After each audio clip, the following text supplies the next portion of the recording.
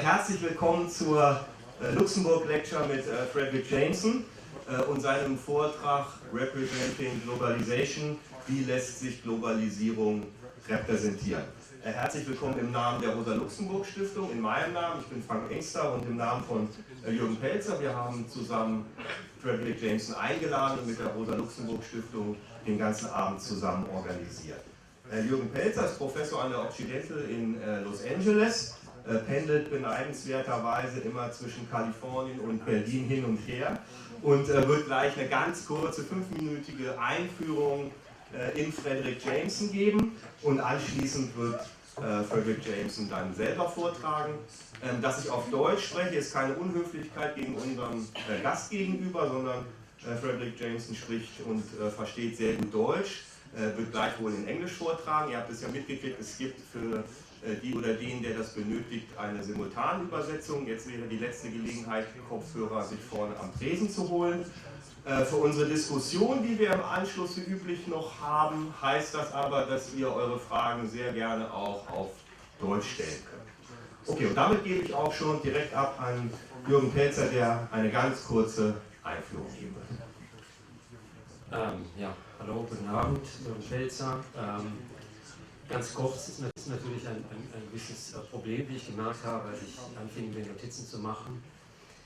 Denn wir sprechen also hier im Fall von Fredric Jameson in seinen Arbeiten, also von mehr als 50 Jahren Arbeit.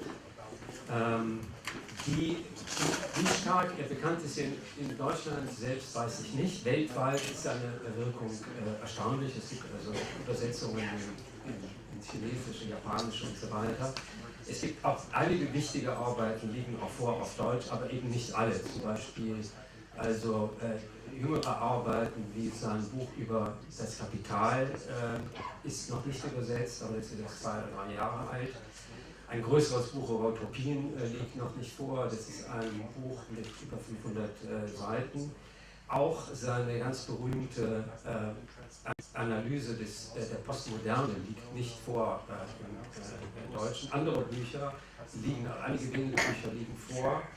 Und insgesamt kann man wahrscheinlich auch davon ausgehen, dass er hier in Deutschland bekannt ist und Wirkung hat in den theoretischen Diskussionen. Also um auch nur zu versuchen, dem, was er bisher vorgelegt hat an Arbeiten, gerecht zu werden, das in wenigen Minuten zu machen, ist tatsächlich schwierig.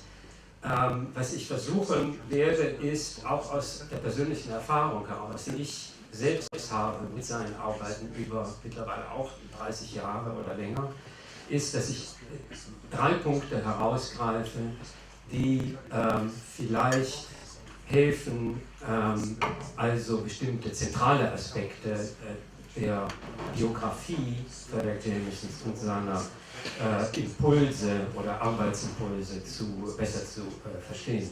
Und der erste Punkt wäre, also, und das ist wie gesagt für mich selbst interessant gewesen, vielleicht auch interessant für die meisten von euch, die diesen Hintergrund nicht kennen, ist einfach das Historische. Damit soll man so immer anfangen. Das heißt, wenn ich versuche zu überblicken, was Fredric Jameson vorgelegt hat in Arbeiten, denke ich zunächst an die Formation, an die intellektuelle Formation. Und das ist in meinem Fall sind das die 60er, die späten 60er, in seinem Fall sind das die 50er Jahre, nicht die 60er Jahre. Und das ist natürlich dann einmal die amerikanische Erfahrung, das heißt die Erfahrung der McCarthy-Ära. Wenn man also von Politisierung spricht, also auch im akademischen Bereich, dann muss man davon ausgehen, dass hier die Atmosphäre der McCarthy-Ära eine Rolle spielt. Die McCarthy-Ära hat dazu geführt, dass er sich für politische Dinge interessiert hat. Er hat, wenn ich das richtig sehe, auch in dieser Zeit große Reisen unternommen, das ist zum Beispiel nach Nordafrika, und dort den Algerien-Konflikt kennengelernt. Also wenn ich das richtig sehe, sind das wichtige Momente gewesen der intellektuellen und insbesondere der politischen Orientierung in den 50er Jahren. Er ist natürlich, er hat als Romanist und Komparatist gearbeitet, als Schüler des berühmten ins Exil vertriebenen Professors Erich Auerbach und hat dann aber, und das ist der andere Punkt, der sehr wichtig ist, also gerade im amerikanischen Kontext, er hat als einer der ersten sich um wichtige Texte aus der deutschen theoretischen Diskussion bemüht. Das heißt, er hat nicht nur hier studiert übrigens, in Berlin und München, sondern auch Adorno gelesen, keine leichte Sache, selbst der Deutsche Muttersprachler, keine leichte Sache, Bloch gelesen, Benjamin gelesen und darüber geschrieben und damit diese wichtigen Autoren in den 50er und 60er Jahren in den USA in die Diskussion eingebracht. Das ist so ganz wichtig, glaube ich, dass er diese Leistung vollbracht hat. Das ist auf der einen Seite Sartre, das glaube ich auch eine sehr wichtige Sache war, worüber er promoviert hat, dann aber das Interesse an der deutschen Theorietradition, die er also maßgeblich für das amerikanische, akademische und darüber hinaus also Publikum zugänglich gemacht hat. Wichtig sind dann für ihn natürlich im Folgenden die Einflüsse des französischen Strukturalismus. Und das Ganze ist, also vielleicht ist das für Jüngere hier, für die meisten von euch von Interesse, hat beigetragen zu einer, also im Nachhinein kann man nur sagen, euphorischen Situation, einer Neubestimmung der theoretischen Geisteswissenschaften. Also das ist ein Grund zum Beispiel dafür, dass ich überhaupt Literaturwissenschaft studiert habe. Das kann man sich heute, glaube ich, nicht vorstellen. Also die Begeisterung und die Euphorie, die es gegeben hat, weil man den Geisteswissenschaften diese Rolle zugebilligt hat. Und ich glaube, dass Jamesons Beitrag also erheblich zu dieser Euphorie oder zu diesen theoretischen Neuansätzen beigetragen hat. Der zweite Punkt ist, um zurückzukommen auf seine eigenen Arbeiten, ist, dass er auf der einen Seite, also angefangen mit Stilanalysen, wenn man das so gemacht hat, in den USA gab es die berühmten Critical Studies, also Close Reading, also Textstudien hat man betrieben. Aber er hat diese Sachen wahrscheinlich unter dem Einfluss von Sartre einerseits, andererseits auch unter dem Einfluss der deutschen Theorietradition ausgeweitet. Und er kommt dann zu einer, ich hoffe, ich wähle nicht den falschen Ausdruck, ich glaube, dass es eine sehr wichtige Entdeckung war, dass irgendwann in den 70er Jahren, frühen 80er Jahren, dass er entdeckt hat, dass alte Konzepte, die Stichworte wären Modernismus, Modernität, persönlicher Stil, Kunstwerk, dass diese Konzepte im Verschwinden begriffen sind. Und dass hinter dieses Verschwinden erklärt werden kann damit, also mit einem Muster dessen, was er dann als Postmoderne oder Postmodernismus als Ausdruck und Begriff geprägt hat. Wobei dieser Postmodernismus als Ausdruck dann verstanden werden kann des Spätkapitalismus. Also das ist, glaube ich, die wichtige Entdeckung, die er gemacht hat, ausgehend von Stilanalysen, also ausgehend von Forschungen im kulturellen Bereich, nicht ausgehend von unbedingt von politischen Entwicklungen. Einfach das Begreifen von fundamentalen Veränderungen, was die kulturelle Produktion betrifft.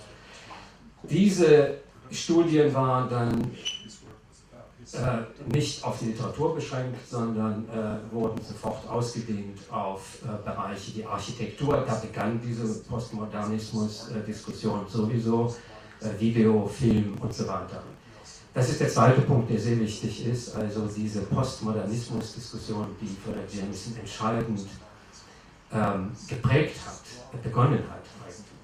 Der dritte Punkt, und das ist ein weiterer Begriff, der wichtig ist und der für mich die Biografie Fredric Jamesons charakterisiert, ist die Entwicklung eines Konzepts der dialektischen Kritik.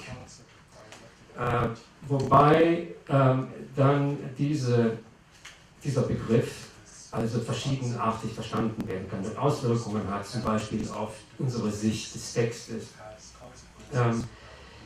Generell kann man unter diesem Ansatz verstehen, einen Versuch, die also Gegenwart zu entmystifizieren. Ich glaube, da gibt es eine sehr enge Verwandtschaft mit dem, was zum Beispiel bei Brecht vorliegt. Beim dialektischen Ansatz bei Brecht vorliegt. Das heißt, man muss die Gegenwart reinigen, befreien von traditionellen Vorstellungen, um überhaupt vorzustoßen zu dem, was also das Wirkliche genannt werden kann. Und nur so kann man auch utopische Impulse freisetzen, sonst funktioniert das nicht. Das hat Konsequenzen dann für das Lesen von Texten, das hat Konsequenzen für die Klassifizierung von Autoren, ob sie konservativ sind oder liberal sind oder progressiv sind. Ich schließe mit einem meiner Lieblingszitate in einem frühen Text, den ich genutzt habe als junger Assistant Professor in den USA. In dem Buch Marxismus and Form gibt es eine Charakterisierung dieser dialektischen Kritik und der Funktion, die sie haben kann, oder der Wirkung, die sie haben kann. Und die Wirkung ist Schock. Die Wirkung ist Schock. Nur wenn ein solcher Schock da ist, bei der dialektischen Analyse funktioniert die ganze Sache. Und er hat eine interessante Metapher, die ich zitiere auf Englisch und die ich dann übersetze. Er sagt, dieser Schock muss sein wie ein sickening shudder we feel in an elevator fall and in the sudden dip of the airplane. Also dieser Schock muss sich so anfühlen, wie man plötzlich absackt in einem Fahrstuhl oder wenn plötzlich das Flugzeug, was gestern mir passiert ist beim Flug hierher, wenn das Flugzeug plötzlich einfach mehrere hundert Meter plötzlich absinkt, dass man nicht weiß, wo man landet. Okay, das waren die 3 Punkte, die ich mache, die vielleicht helfen, Fredric Jameson einzuordnen, vielleicht meine persönliche, hoffentlich nicht allzu persönliche Sicht seiner theoretischen Arbeit. Das Thema heute ist natürlich Globalisierung und wie man sie repräsentieren kann.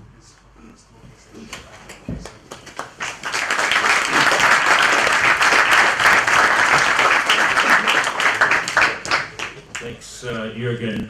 I will only add to your excellent biography that for the Americans of my generation of the 50s, the great political event, and I say this because I think people don't really remember how important it was the Cuban Revolution, 1959.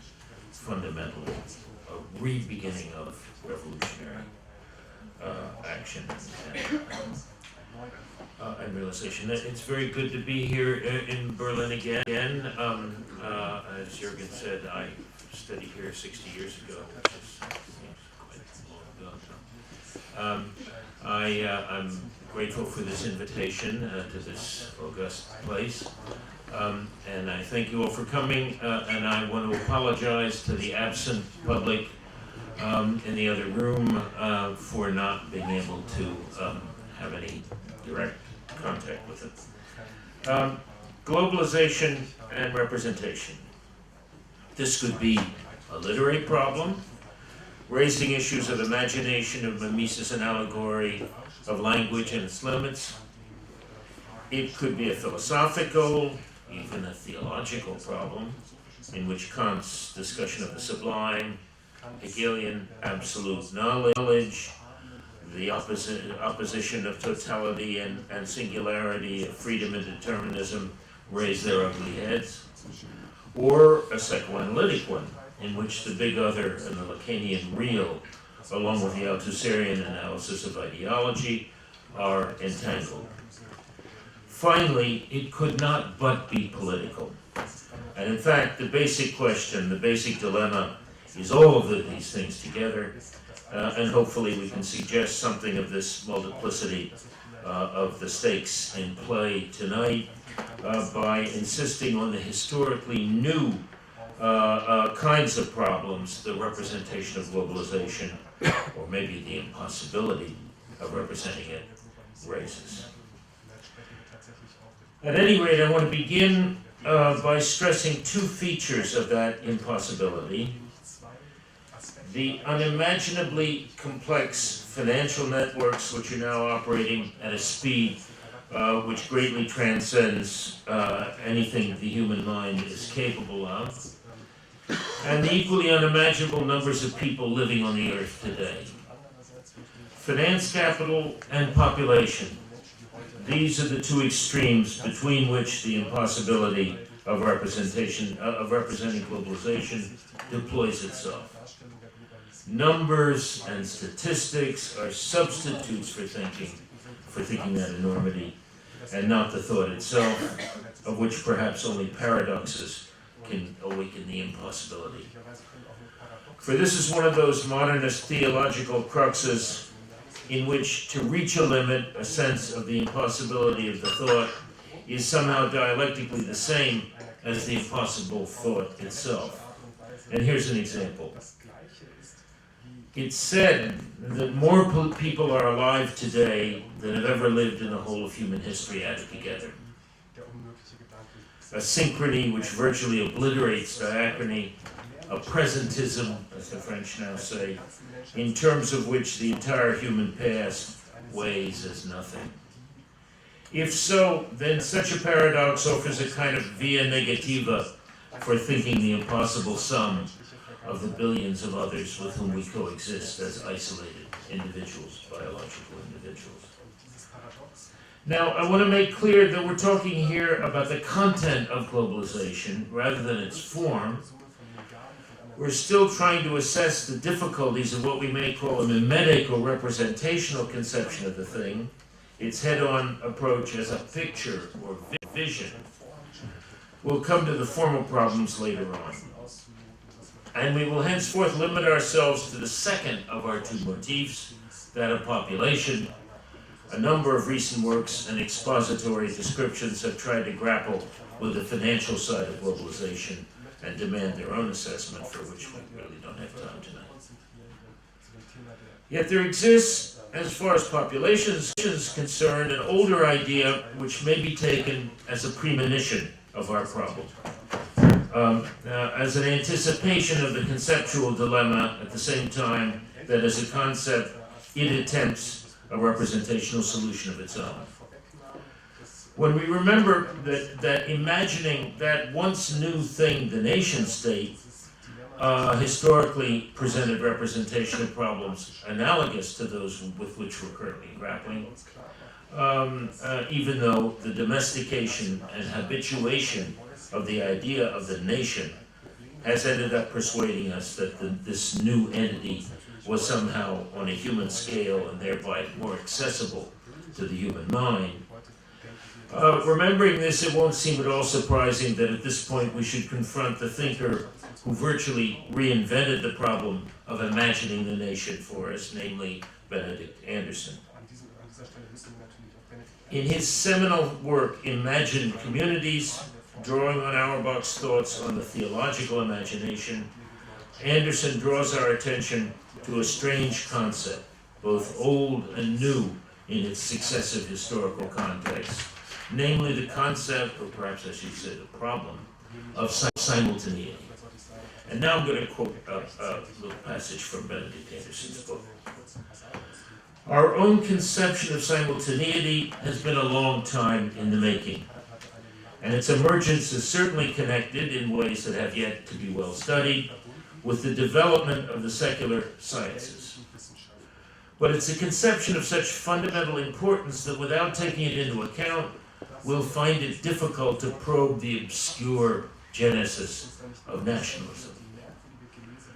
What has come to take the place of the medieval conception of simultaneity a long time is, to borrow from Walter Benjamin, an idea of homogeneous empty time, in which simultaneity is, as it were, transverse, cross-time, marked not by prefiguring and fulfillment, as was medieval time, but by temporal coincidence and measured by clock and calendar.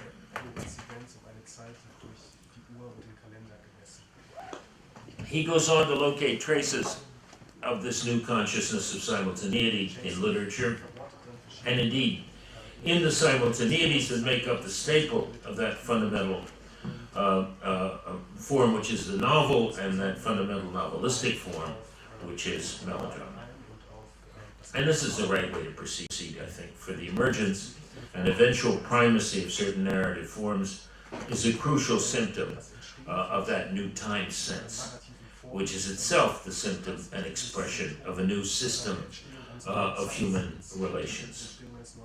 So it is that melodrama relies for its most characteristic effects on simultaneities and the character's ignorance of them, unbeknownst to him at much the same time, meanwhile, or more classically, in another part of the forest, contingencies, the chance meeting that resolves that ignorance or creates new mysteries, is itself only the external sign of the larger social phenomenon, which is simultaneity itself. It's therefore not surprising that in our time, in which social simultaneity has reached a scale quite unimaginable to the readers and writers of the earlier nation-state, this narrative form should reappear in new and striking guises, as if newly minted and brilliant in its novel virtuosity. Film is the new vehicle for such new effects, and among many and over more practices of what I will call the loop in time, I'm going to single out the great Mexican director González Iñárritu, whose Amores Perros, I think many of you have seen this from 2000, offers a textbook example of the seemingly accidental knot of destinies in which simultaneity balefully imposes its necessity. All kinds of plot lines coming together at once in the city. Now, I think that for Iñárritu, such complex narrative loops and knots have an essentially theological meaning, which can't be ours.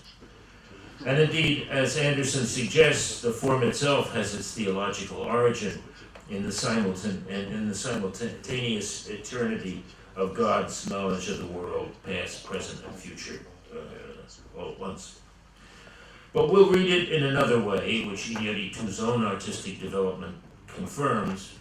For his next film, Badal Babel of 2006, marks an advance over the earlier drama of simultaneity within a single city, and makes an ambitious leap onto the dimension of the New World space itself, with its simultaneous plots set in Morocco, Japan, and the Mexican border of the United States. Here at once, therefore, we can observe the way in which the form, loops in time, immediately summons the content of globalization to itself, as though there were some elective affinities between them. But things are not so simple. You may recall how Benedict Anderson's discussion of simultaneity is immediately followed by his great discovery that it is newspapers that link people together within the new form of the nation-state. In the city, indeed, it is the newspaper itself, in the newspaper, that we find the mediation between the social realities of simultaneity and their expression in a specific cultural and literary form. And that mediation is what we call the fait divers. It is the fait divers, indeed, which draws together all the threads of the climactic accident, the catastrophic coming together of simultaneous destinies, which it then recounts in a form that expresses both irony and destiny all at once, the irony of destiny as such, if you prefer. How it should be that, for example, the ambulance racing the victim to the hospital should have struck and killed the long-lost mother of the same victim, and so on and so forth. These are the encapsulated squibs or vignettes in which an urban coexistence from time to time, ironically, expresses itself in reality.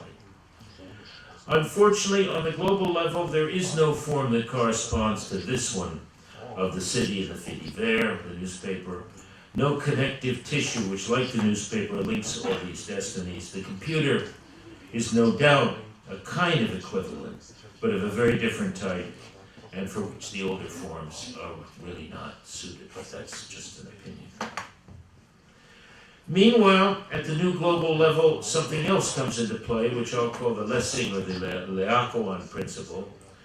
As you know, in his classic essay on the Laocoon statuary, Lessing had demonstrated the relative incompatibility between the visual and the temporal arts, or better still, since film in a way blurs the contours, between painting and sculpture on the one hand, and the narrative arts on the other, between the Nebeneinanda and the Nacheinander, the arts based on a coexistence of the elements and those organized around their succession in time. Melodrama and the novel, of course, and their filmic equivalents, are organized around a succession of events in time. Sculpture and painting, however narrative, can only be organized around the so-called pregnant moment, something quite distinct from that coming together of simultaneous destinies we've been evoking for works such as Maurice Barre's. But as I've tried to indicate, the fait divers is what allows us to think local simultaneities together in some loosely atemporal way, in a present of time which, like the convulsion of Laocoon and his sons, seems, although narrative, to step for a moment outside of time, or at least outside of time passing. This cannot be said, I think, for Iñárritu's film Babel, nor for any of the ambitious works which try to use this form to capture postmodern simultaneity, or if you like, the simultaneities of globalization. And this is really the heart of our problem. I maintain that nothing exists on the global level which can capture the more local loops in time that the city or even the nation accommodate. The latter can be thought and represented. How something analogous could be achieved on the level of globalization remains our question here.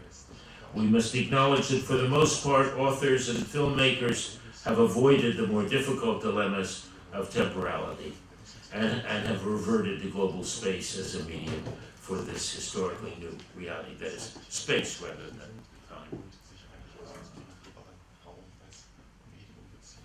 I think, for example, of an intelligent British television series called Traffic, with a K, from 1989. It's not the same as the not so good American film that was ripped off from it, nor is it the same as the American sequel. So here in this British series, we have a narrative which follows a kind of documentary rhythm. It's a story of drugs, and it traces the origins of the drug in the poppy fields of Afghanistan, through its distillation and transportation to Europe and the port of Hamburg, to its final destination at the hands of addicts in London. This makes for 3 separate plots, which can be dramatically interspliced so as to narrativize what is essentially the map of a trade route. And the trade route, although not exactly a literary or narrative form, despite instances like road movies or the picaresque novel, is certainly one representational candidate for a form of global mapping, of globalized mapping. Yet trade routes have always been with us, as the discovery of Chinese potsherds in the Indus River Valley or Polynesian seashells in Africa testify. Indeed, atlases exist in which you can observe or map read the routes, these routes as regular and predictable as the ocean currents themselves, for which maps also exist. Then you can observe the routes of specific types of cargo moving around the globe, specific types of shipping, or the nationalities of the great merchant fleets, or non-nationalities, as the case may be. These do not have to be contemporary or synchronic. One can well imagine a series of maps or overlaying transparencies in which the historical evolution of any one of these trajectories would be made visible.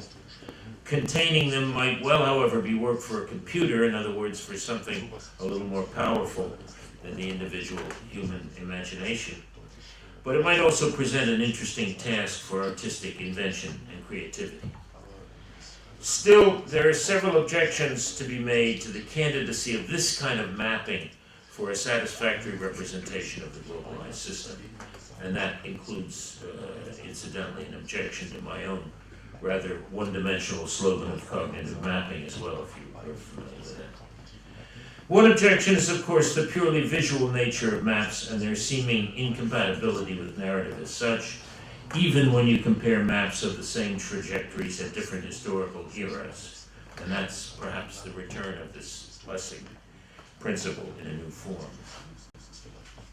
But the second, and perhaps more fundamental version of this first objection has to do with the way we tend to reintroduce crime, or let's just say the exception, back into routine or normal legality, if you prefer.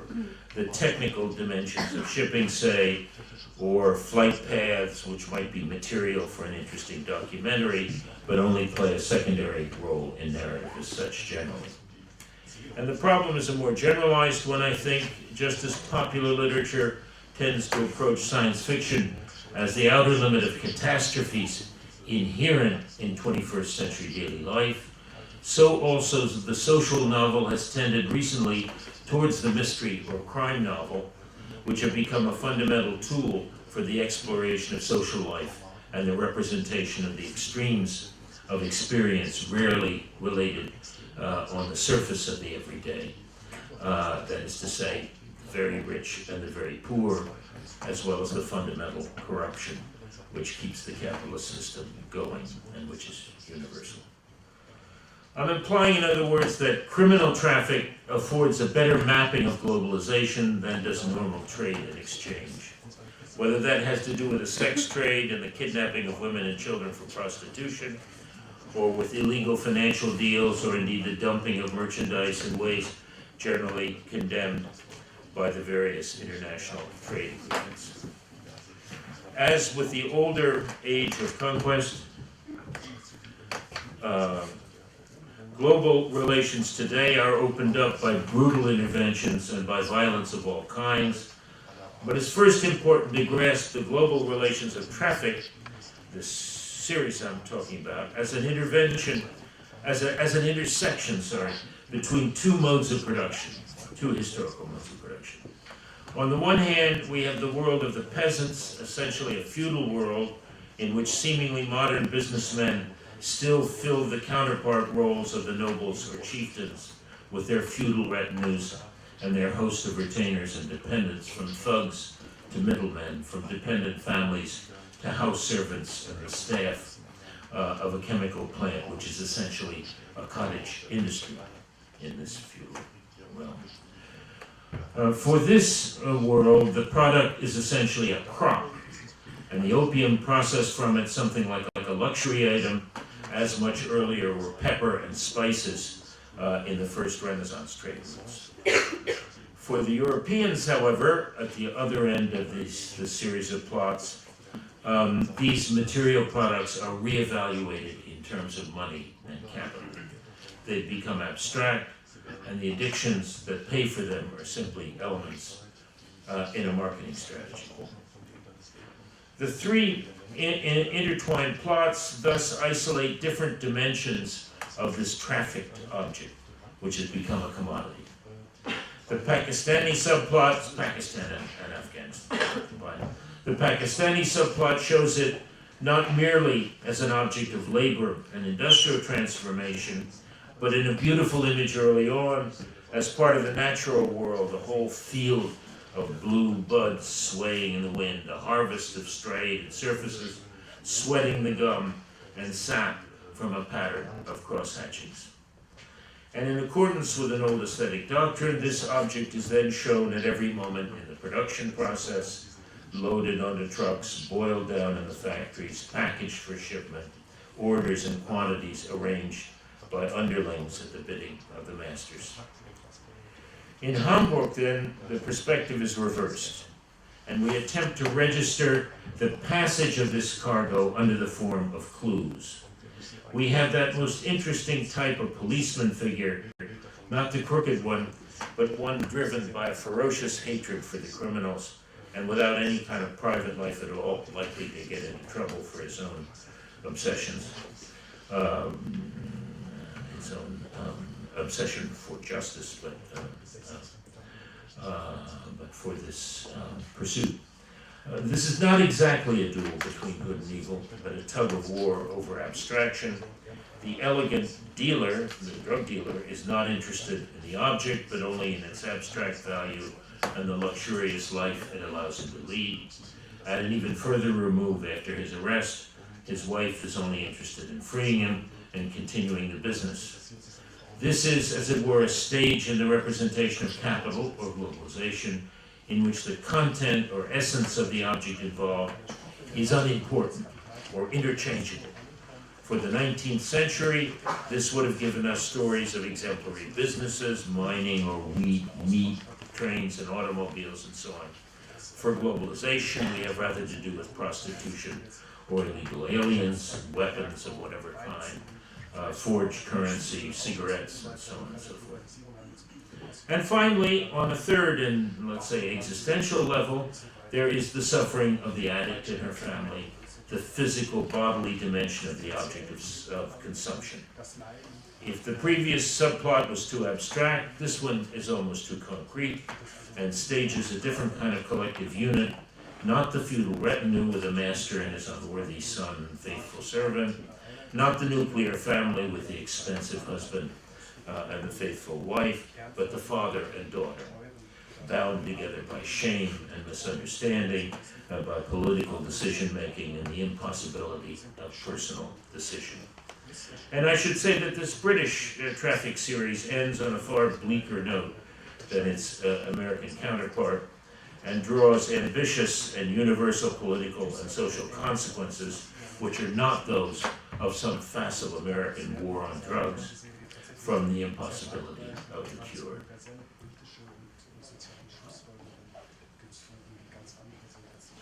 So these are, as I've said, the three dimensions of the object itself: farming and production, or labor, power, and exploitation; profit-making, the realization of value; transportation and delivery; and finally consumption, which is to say addiction and petty street sales. These are indeed three allegorical levels to which we must add, I think, also the immense variety of the languages of landscape. The helicopter traveling across the endless hills of Pakistan with their poppy-growing valleys, the distinctiveness of the port of Hamburg with its cranes and tunnel and its villas, the drab row houses of London and its deteriorated poorer sections. The cross-cutting here becomes very rapid indeed, from the mountains along the Afghan border to the cityscape of Karachi and the sea, from third to first world and back, along with some of the main characters, a well-nigh simultaneous juxtaposition of opium production, customs and police work in airports and waterways, and the miseries of addiction in the great first world cities. This is indeed what we now need to retain, not so much spatiality as the simultaneities of space. And the word I'm currently interested in to crystallize this further may also end up having that kind of effect, although I think we must resist it, and that is the word incommensurable, which, borrowed from Niels Bohr's physics, tries to convey the empirical fact of dimensions which coexist without intersecting, distinct realities which cannot be mediated into one another, or if you prefer, codes which cannot be translated into one another. It is this multidimensionality of globalization today which, it seems to me, is missed in most approaches to it, and with which we must now deal if we were to pursue our inquiry into its representability any further. I've actually already begun to evoke the incommensurable by enumerating the two fundamental planes of immanence of the phenomenon of globalization, namely the financial system, the new finance capital, and on the other hand, the population explosion, the new production of unemployment, if you like, around the world. No doubt this is shorthand for rich and poor, but my point is rather that today these traditional things, which you could evoke, if you like, in terms of slogans like the income gap, but which could very easily coexist in Chaplin films, as well as in modern tales of Wall Street, are today somehow, these dimensions, rich and poor, incommensurable. They've drifted apart into separate worlds, what I'm calling dimensions.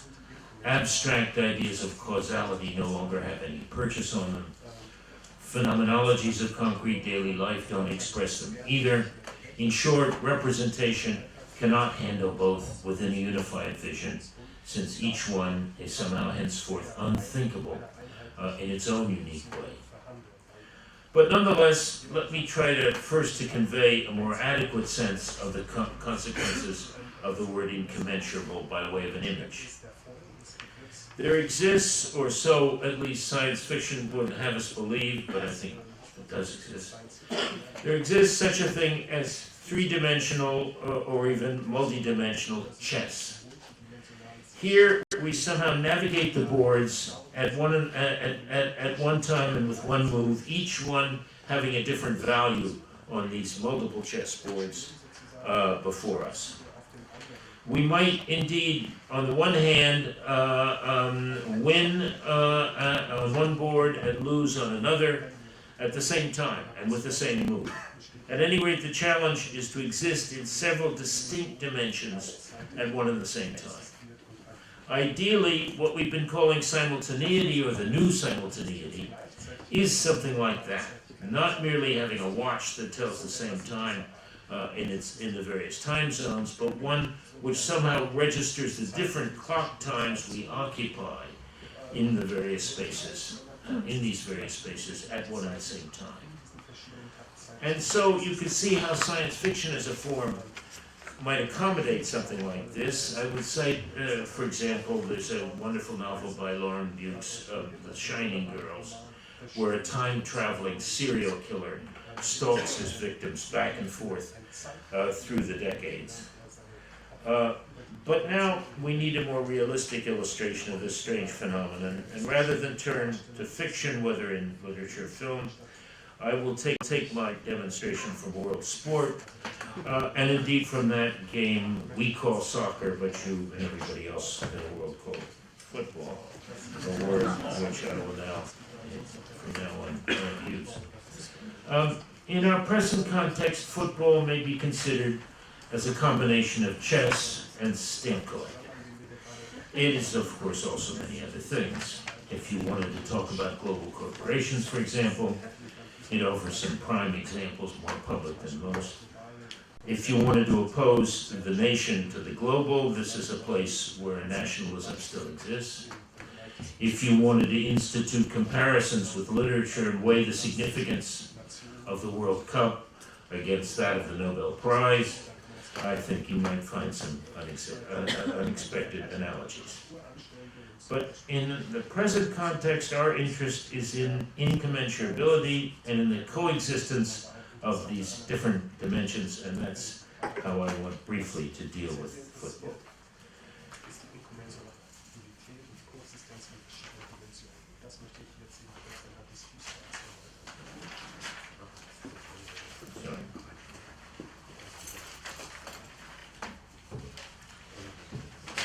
The national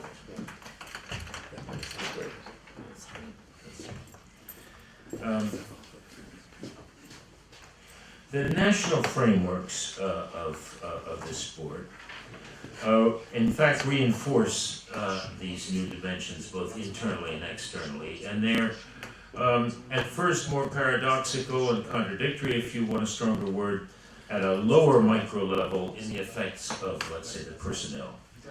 For now, the players of one, because a lot of these things are going on within the nation, but on the scale we're interested in, the players of one nationality are recruited to play in the still local teams of another nation, reflecting the strengths and differences of the often quite distinct national traditions of play of footballs. Thus, one country may not produce the right kind of appropriately talented and trained player for some particular function in the lineup, which the players of a different national tradition supply abundantly. This often, or let's say this more recently, has made for a varied personnel in which players of several distinct nationalities cooperate side by side, in some cases that I can think of outnumbering the locals altogether. That's a recent development. Meanwhile, the gaps are then filled by Brazilians, a kind of reserve army of labor more skillful than almost any other national pool. But in the gradual and as I say, fairly recent introduction of foreign players into national teams, what needs to be underscored is the most interesting dialectical intersection of all. When the international player, the foreign player, in Britain, for example, is called upon to return to his home country, Italy, Ghana, whatever you like, in order to train for in a properly national cup there for competition in the World Cup. This is then a level of international dimensionality which not only transcends the national and the local, but returns to strengthen the latter in the form of innumerable national and regional competitions. For at a certain point, first in isolated and individual cases, then more and more on a market basis, with rules established for the international buying and selling of players, teams, as I say, begin to recruit players from other foreign teams. Domestically, of course, there's the training of younger generations of players at the home team itself, and then the more notorious cases in which a star player is lured away from one team to another, generally to the chagrin of the local public, who then hates this player. To which we may add a less scandalous promotional system in which players, as they become better known and more highly regarded for their individual strengths and skills, rise from a lower ranking league in that country to a higher one. And on top of this, as someone pointed out to me, there's a whole business of, what do you call it when you wear the Adidas, or sponsorship, because there's some very interesting paradoxical intersections of the sponsorship of the teams and players and so on. But what I have in mind is the recruitment of stars or potential stars from foreign teams. As I say, clearly Brazilians and Argentinians are enthusiastically sought after by weaker European teams, while the stars from these countries, perhaps after serving time in a lesser national team, are wooed by the most famous ones. But this means, as I've tried to suggest already, that these two systems may begin to cross here. For the foreign player will then return to his home country to play in the national team, either the World Cup team or the Olympic team, often against his own teammates who disperse to the unified squads of their own nationalities. This is an intersection far more significantly fraught than the encounters between former teammates in that national or regional system. So when you pass from one English team to another. And it conjures up a bizarre double standard in which a given player exists in two modes of being, so to speak, defined by the subsystem in which he is simultaneously a member, the national, the local team and his own nationality. Like a word that has two meanings or a sound that can constitute two distinct words at the same time. Meanwhile, something of an inverse situation obtains for those players whom one coach chooses for membership in the national team of the World Cup, while they're excluded from the Olympic version by another coach who constructs his team along different lines. At any rate, it is the circulation of these, as it were, permanently foreign players through the various systems that seems to me most characteristic of the mapping dilemmas for a world system. For as in multidimensional chess, they occupy different positions in different planes at one and the same time. So the soccer player, football player caught between his origins, his home team, and his national representation is only the most dramatic figure for the multidimensionality of globalization we seek to characterize here. But this particular figuration works only if we understand that it's a question of radical dissonance rather than harmony. and also and above all that each of these levels, as well as the intersections between them, are always a matter of conflict and not of simple filiation. The dilemma posed by such analogies and relationships is that they must always be defined negatively, rather than in terms of positivities. In conclusion, then, I want to offer a few speculations about ways in which such phenomena might be represented. We have, first of all, two distinct sets of criteria here. One has to do with the Lessing principle, in other words, the necessity in any representation as vast and complex, as properly sublime, as in Kant's sense, as globalization, the necessity for simultaneity to take precedence over sequence, even when the latter is conceived as process. Modernism in philosophy and the arts, probably in life or reality as well, was dominated by the replacement of notions of substance by those of process. Perhaps now we can begin to observe a new epistemological great transformation in which process is itself being raised by synchrony, replaced by synchrony, if not by simultaneity as such. The other conclusion to which we've been led is the one centered on incommensurability, which can be translated into a sense of distinct dimensions, the popular version being the thought experiments centered on a multiplicity of different worlds. That's not just science fiction, but the philosophers do that too.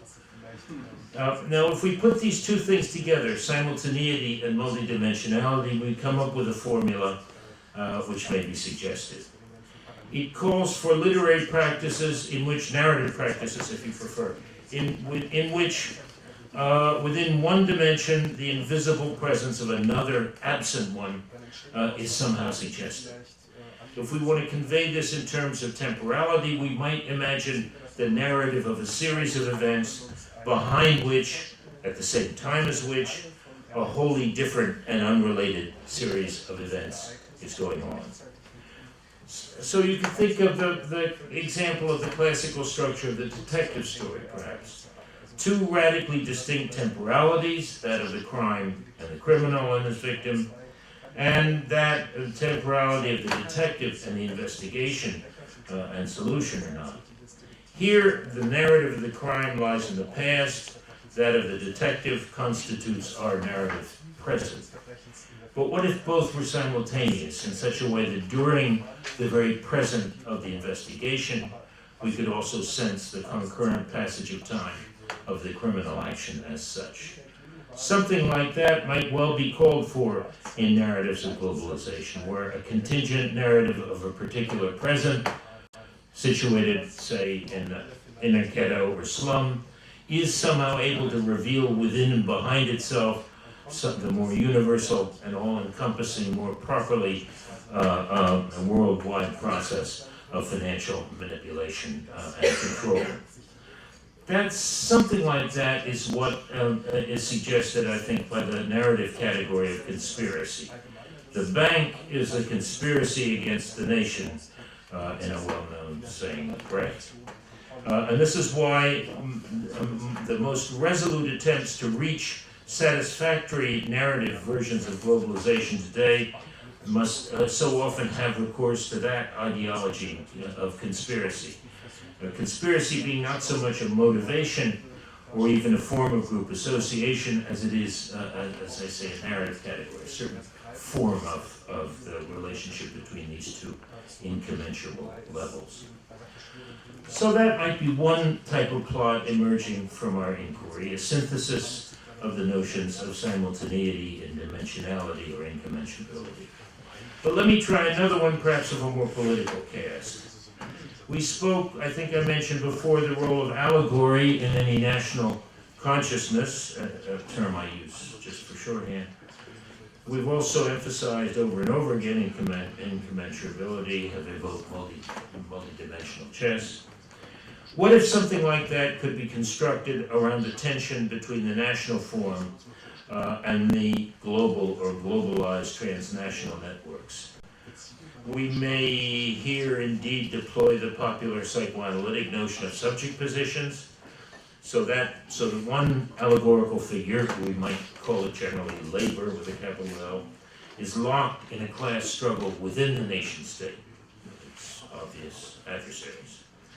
For the nation as a whole, labor is an allegorical figure, but it also brings with it its own internal allegorical cast of characters, its friends and foes, as Schmidt says, capital, the parties, business, ethnic groups, and so forth. Labor then occupies a central place in some Althusserian ideological representation of a national class struggle among these entities.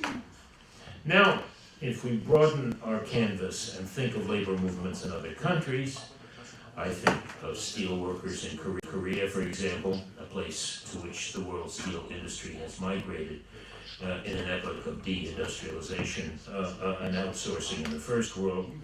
At this point, the collective character called American labor becomes a foe to that other collective character called Korean labor.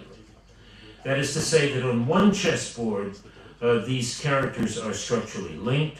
On the other, the same figures are opposed, much as the football players evoked earlier are simultaneously teammates and rivals of each other in the same multidimensional system. Global multidimensionality means occupying two contradictory or opposing allegorical subject positions simultaneously, thereby paralyzing political struggle as such, which, as you see, then has to have two distinct meanings on the two chessboards in question, the national one and the world one. Unfortunately, there may be many more chessboards in play than these two, but it seems to me that the figure in question can give us another useful way in which we can pose the problem and make its representation more vivid and dramatic for us. So that's a first lesson. It's more important to pose the problem, to produce it, as the Althusserians used to say, than to seek a still chimeric solution, and certainly. A second lesson would be the implication that for this kind of problem, a literary problem still, there can be only one solution at a time.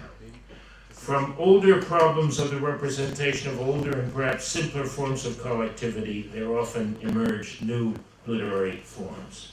The epic at one moment, the novel at another, film yet later one. Forms which can accommodate a variety of contingent social content despite their formal and structural stability, the fact that you do one after another and you have the same form or genre. In our situation, that of globalization, I think that no such stable and more generally serviceable form is conceivable. The success of one representation, of a single representation, is ad hoc. The form can't be reused, can't be repeated. A new and singular invention is always required. Finally, maybe a positive lesson for literary and cultural theory. It's that our specialized problems are also political problems. That the analysis of purely literary and figural or linguistic topics such as allegory and narrative is at one with all our current political dilemmas and has profound and more general social consequences. I don't say that this kind of investigation can help us solve those political dilemmas, but then it didn't solve our literary ones either. Practice does not emerge from theory, but rather the other way around. Thank you.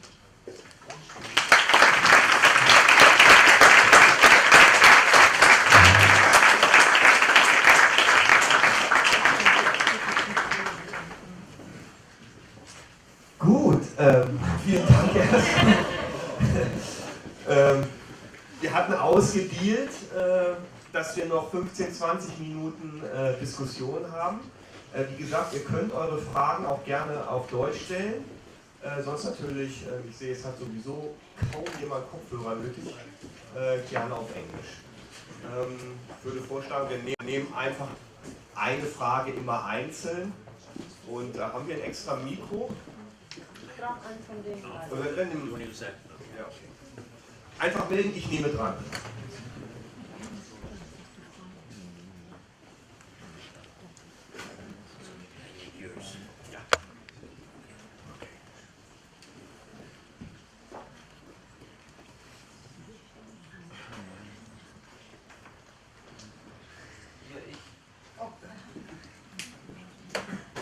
gemacht, dass ich eine Frage stelle, wenn keiner eine Frage stellt, damit keine peinliche Stille entsteht. Aber ich habe tatsächlich eine Frage. Und zwar, ich beschäftige mich in einem Essay, den ich schreibe, mit dem Thema, inwieweit es eine neue Welle der Romantik gibt in Bezug auf die Nation. Also eine Art romantischer Nationalismus, den man jetzt beispielsweise in Schottland und Katalonien sehen konnte. Und ich frage mich, also ich verstehe jetzt nicht zum Marxismus und sowas, aber manchmal habe ich den Eindruck von außen, wenn ich mit Globalisierungskritikern oder so spreche oder das mitkriege, dass es auch dort sowas gibt wie eine romantische Vorstellung, also in der Globalisierungskritik, oder dass es so eine Art romantische Vorstellung gibt, welche Alternative denn zu diesem komplexen System der Globalisierung bestände, und dass manchmal die Lösung darin gesucht wird, eine Art Idylle zu schaffen, kleine Nationen, kleine wirtschaftliche Einheiten, die sich selbst verwalten. Und das kommt mir dann doch irgendwie zu emotional vor. Und ich frage mich, wie kann man Globalisierungskritik äußern oder wie kann man die Globalisierung darstellen, ohne in so ein romantisches Muster zu verfallen? I think it's a dialectical problem.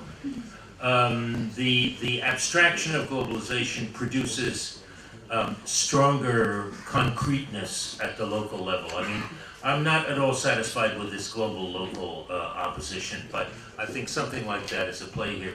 If you remember, well, I think for example, there's a marvelous page of Musil. It's not in Mann und Eigenschaften, it's a separate essay, where he talks about the immense enthusiasm in all of the countries at the beginning of World War I. Tremendous feeling of exhilaration at finally going to battle with France or with Germany or with Russia or with Serbia or whatever. Doesn't last, of course, once the experience begins. But I think this designates a kind of moment when a whole national community feels unified. And very often these local things turn on issues of language. The national language that was so in the 19th century. It was so in Quebec. That's our most recent New World experience of this. And I think it's also true of Catalonia and so on and so forth. And Yugoslavia, you have different languages. Serbo-Croatian was a kind of national fiction.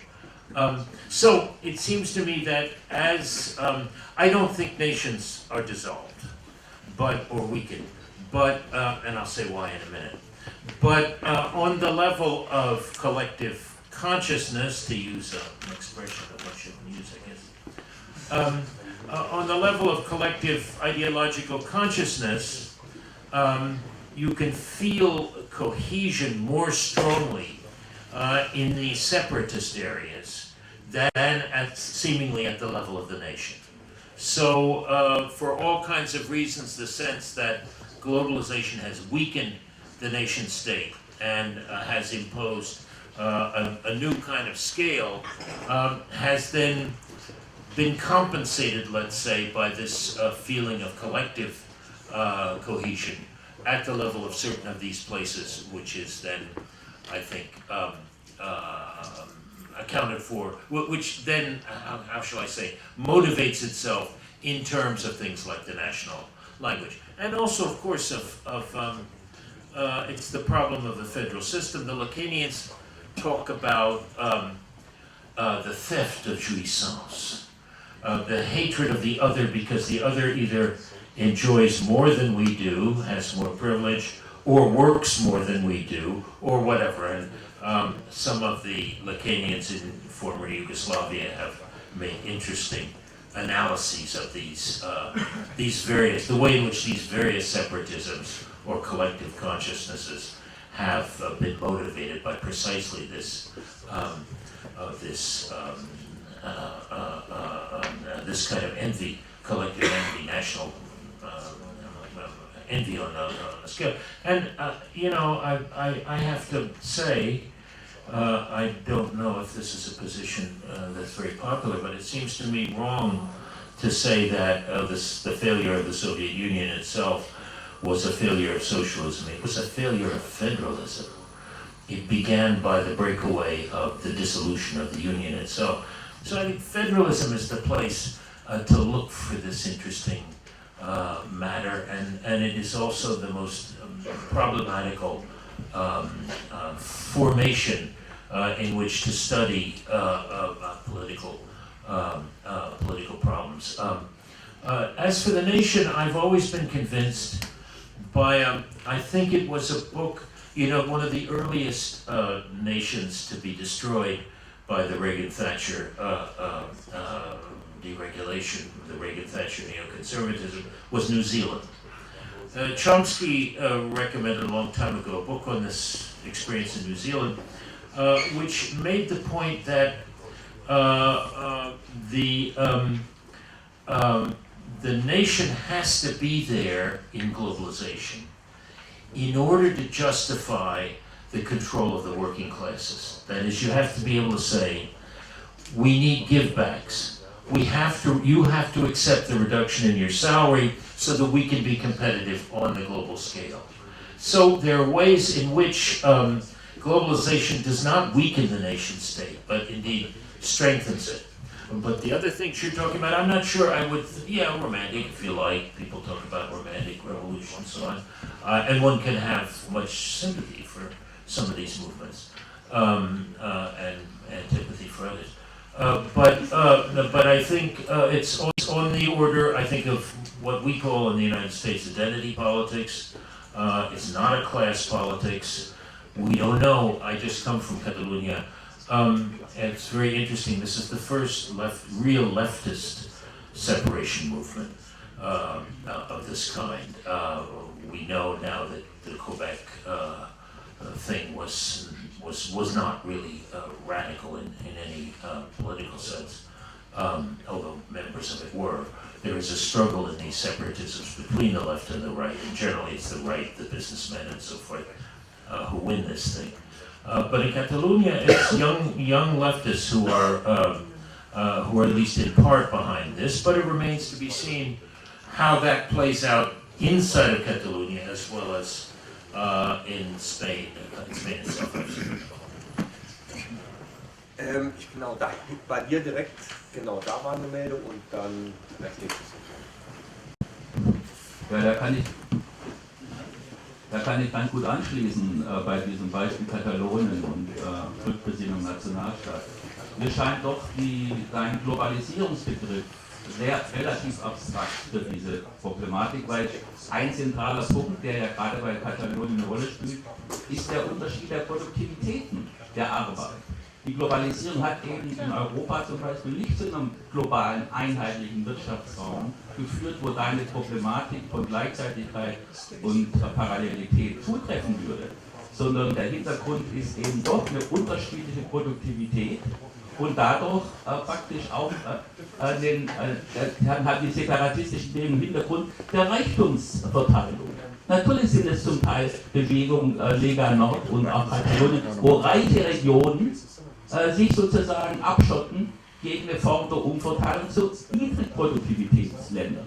Und das ist das Problem der Globalisierung bei dem abstrakten Begriff. Von dir müsste das zumindest ein Stück weit rückgebunden werden an die Kapitalkreisläufe und an die Wertschöpfungsketten, die eben nicht so linear funktionieren, wie in der Problematik unterstellt.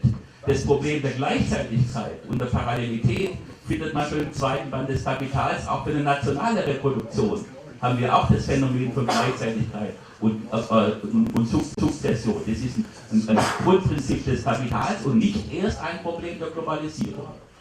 Yeah, the whole point of capital is a so-called uneven development, right? I mean, that's a fundamental feature of capital well before globalization, but surely globalization is a new form of that. That's what I was referring to when I talked about the let's say, constitutional or maybe conceptual problem of federalism itself. That inevitably you have different productivity, but you can also talk about the soil, you can also talk about natural wealth, poor soil, and so on and so forth. And out of any federalism and every federalism has to emerge from this uneven distribution of both wealth, work, production, and so on and so forth. And it's to that this psychoanalytic notion of the theft of enjoyment corresponds, it seems to me. Either you envy a richer area that has mineral resources, or you envy an area which is that, because then the federal system must in some way redistribute these things. So I think it's not only the most productive areas that break off. That was not the case in Quebec. It was the case for Yugoslavia, of course, as I think Germans probably should know, since the recognition of Slovenia by Germany was the kickoff moment of this war. But I think that's part of the whole political dilemma of futures that one can only imagine, it seems to me, in terms of some kind of federal system. But I do think that clearly with finance capital today, we're on a very different level than in traditional capital. That is to say, this is a third stage of that capital, which Lenin divided then into two stages, as you know. The second one being imperialism. So there are certainly qualitative differences, but the point of uneven development is very well taken and is, I think, fundamental. And we have some of that in the old 60s idea of first world, third world, but obviously it's taken on new complexity today. Ja, ich habe jetzt zwei, die nacheinander. Ich wollte nochmal auf das Beispiel zurückkommen mit den beiden Arbeiterklassen, einmal in Korea. Just a minute, please. A little remark. Yeah. This is an antenna and would be important to hold the microphone in the middle, not down okay. there, otherwise we... Oh, I see, okay. For all of us, please hold it. Can I do it like this? Okay. Yeah. Free, Okay, just so this is... freestyle, but not Please. Ja. Also ich wollte nochmal auf das Beispiel zurückkommen mit der Arbeiterklasse in Korea, die in einem Gegensatz oder Konkurrenz steht zur Arbeiterklasse in den USA und gleichzeitig steht Steelworkers I'm talking about, huh? speziell dann Stahlarbeiter und auf der anderen Seite stehen aber die Stahlarbeiter ja im Gegensatz zu den Kapitalisten. Und es sind also zwei verschiedene Gegensätze und jetzt könnte man ja die Frage stellen, der klassische Marxismus würde ja versuchen, da so eine Hierarchie der Gegensätze herzustellen, dass eben behauptet wird, der Klassengegensatz ist der entscheidende und die anderen Gegensätze, die haben so eine Art nachgeordnete Bedeutung. Wird das jetzt durch die Globalisierung aufgehoben? Also es gibt jetzt sozusagen so postmodern verschiedene gleichwertige Gegensätze. Also wenn ich das Buch Postmodernismus richtig erinnere, da wurde doch, glaube ich, also von dir so ein bisschen die These aufgestellt, dass durch die Globalisierung vorübergehend so eine Art Verwirrung eintritt, ja, weil die Leute jetzt nicht wissen, was geht in der ganzen Welt vor, dass aber dann wieder so allmählich wieder Klarheit entsteht, Klassenkampf kehrt wieder zurück und dass dann sozusagen wieder mehr so diese klassischen marxistischen Kategorien sozusagen wieder im Vordergrund stehen. Yes, but of course that hasn't happened yet. I mean, I think that the fundamental political development will have to be the reconstitution of labor on a world scale, but that's in the future. That's before us. I think the contradictions you mentioned. Yeah, one can't exactly talk about them in Maoist terms, in terms of antagonistic and non-antagonistic contradictions. The problem is that there's still, both of these contradictions are antagonistic contradictions. But it seems to me that, I mean, I notice, for example, I don't comment on your interesting political developments here on the left, but I don't see, at the time of the last French elections or the previous ones, I don't know, I asked if because the Trotskyists, I think, won a certain estimable percentage of things, only that disappear again. But I didn't see any connection between the French extreme left movements that were successful and the German ones. I don't know if today with Podemos in Spain there are connections being established, but it seems to me that why is the left not as international as business? I mean, and for labor, I think this is even more of a problem for these very reasons, that you can't really unite in a. I don't know if this Korean example still holds true. I don't know where steel is produced today, but it was true in the past when Pittsburgh sort of disappeared as and the steel communities in Pennsylvania and so on. But it certainly was true in the past that you could not, and it is still true, I think, that nothing, even if we had a radical labor movement in the United States, which is, of course, maybe itself somewhat questionable, who would guarantee it's under what auspices, how would it link up with the similar movement of labor in other countries? We think back with whatever nostalgia or disgust on the classic worldwide communist internationalist movement, but nothing has replaced that, and I think that's the future of the left depends on that reconstitution of labor on a global scale. I never meant to apply in postmodernism that existed already, but it has to come, or something worse will take its place. So my question will be not directly about a historical example, but I just found some kind of analogy in the methodology you were talking about with Foucault's idea of discourse theory, because what I was thinking is the way Foucault locates varying discourses working together in discursive formation. I was thinking this kind of perception that is connecting multidimensionality to the question of, like, one identity is not solitary, it's not monolithic, it has multiple aspects to it, therefore it's not really possible to locate an identity in its stability because it's always incompatible, it's always, almost always impossible to create some kind of actual simultaneity in it. So what I was thinking is like a discursive approach towards globalization, including the power structures within it. Would it be a useful way, or do you find some connections with your theoretical approach towards globalization? Foucault drew. Is this on? Can you hear me? Oh, okay. Foucault certainly drew on Marxist sources without ever wishing to acknowledge this, but I think his work is essentially anti-Marxist. I think that the notions of power, which have become so popular coming out of Foucauldian discourse, have not been helpful for left movements, which ought to be essentially economic, rather than centered on obsessions with power in the state. And I think that the difference is that I want to continue to see these these multi-dimensions as being in some negative relationship to each other.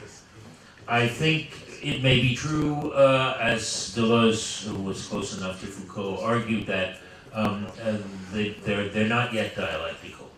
But if you look at the lesser logic, the smaller logic of Hegel, the encyclopedia logic, look at the chapter on identity. It's very interesting how identity in time sort of evolves into difference. Difference evolves into diversity. Diversity then evolves into contradiction. Foucault is at the stage of diversity. That is to say, there's just a lot of differences, and they have no organic relationship to each other, and Hegelians or Marxists who want to put them together in the form of contradictions are selling a bad concept. Well, I think that these differences have to eventually collide with each other. We find these in I think, I don't speak here, but in American left politics, where lots of different identity political groups are united in a momentary flare-up and expression or explosion, let's say, of activity, and then suddenly realize that they have nothing. They have no common program. They have nothing, nothing that they really can unite on. This is, I think, the story of, in a way, of Occupy. Friends have told me, I didn't go to that part when it was in New York, but they've told me that it's like going from every table had a different political obsession or a different political issue and so forth, that you were wandering in an immense multiplicity of issues, of passions and so on and so forth, but which were not united by anything but the moment. And that's, I think, the drawback of what I would call a flash, or a flash politics, or a multitude politics, let's say. But there's history involved in this, and development. We must not imagine that capitalism will remain the same. It's going to make things worse and worse, and as that happens, oppositions, diversity, a multiplicity of things unites into a contradiction, and then maybe there's, to keep on the abstract level, maybe there's the possibility of something rather different happening.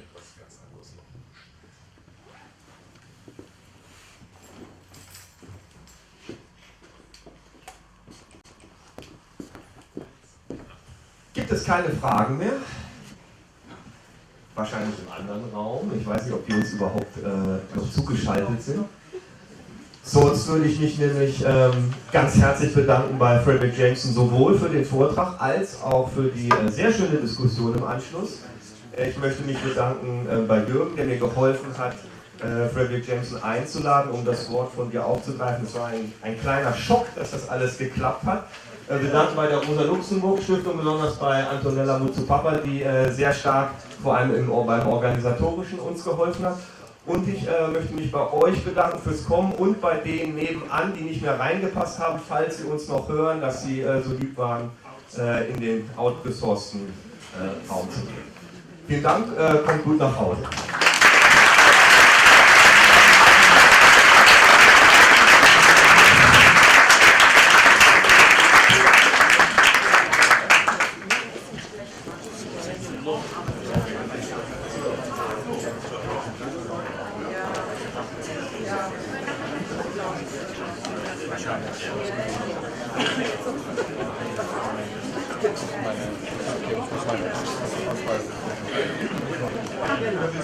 Nee, frag mal, ich muss mich jetzt fragen. Ja. Okay. There are options. If you want to go straight back to the hotel, if you want to go